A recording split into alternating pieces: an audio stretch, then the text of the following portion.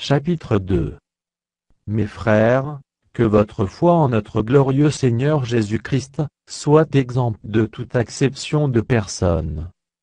Supposez, en effet, qu'il entre dans votre assemblée, un homme avec un anneau d'or et un habit magnifique, et qu'il y entre aussi un pauvre misérablement vêtu.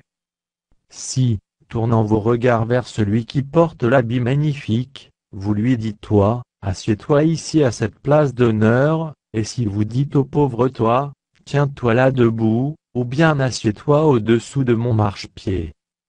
Ne faites-vous pas en vous-mêmes une distinction, et ne jugez-vous pas sous l'inspiration de pensées mauvaises?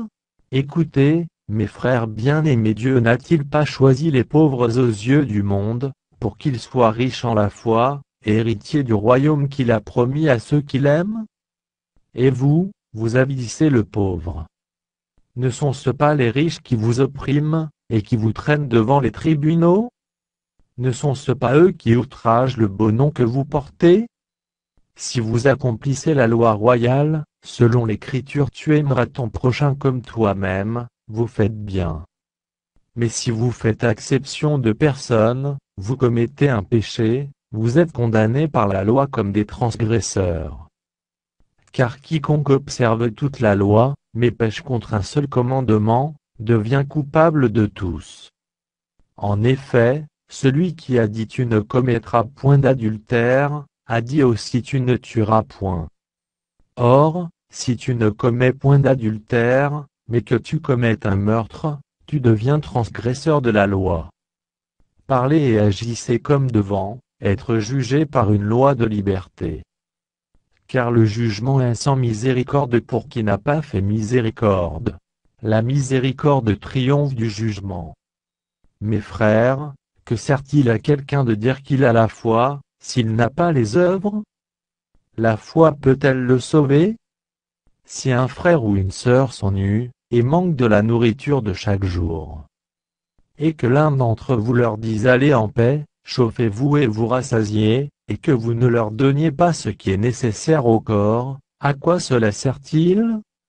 Il en est ainsi de la foi, si elle n'a pas les œuvres, elle est morte en elle-même.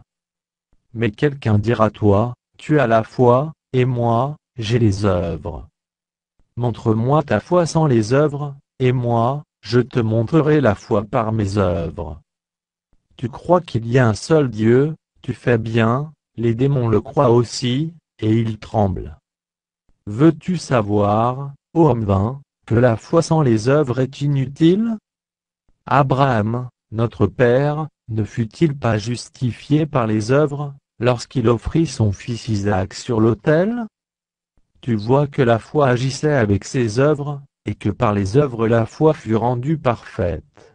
Ainsi s'accomplit ce que dit l'Écriture: Abraham crut à Dieu, et cela lui fut imputé à justice, et il fut appelé ami de Dieu. Vous voyez que l'homme est justifié par les œuvres, et non par la foi seulement. Rahab la prostituée ne fut-elle pas également justifiée par les œuvres, lorsqu'elle reçut les messagers, et qu'elle les fit partir par un autre chemin? Comme le corps sans âme est mort, de même la foi sans les œuvres est morte.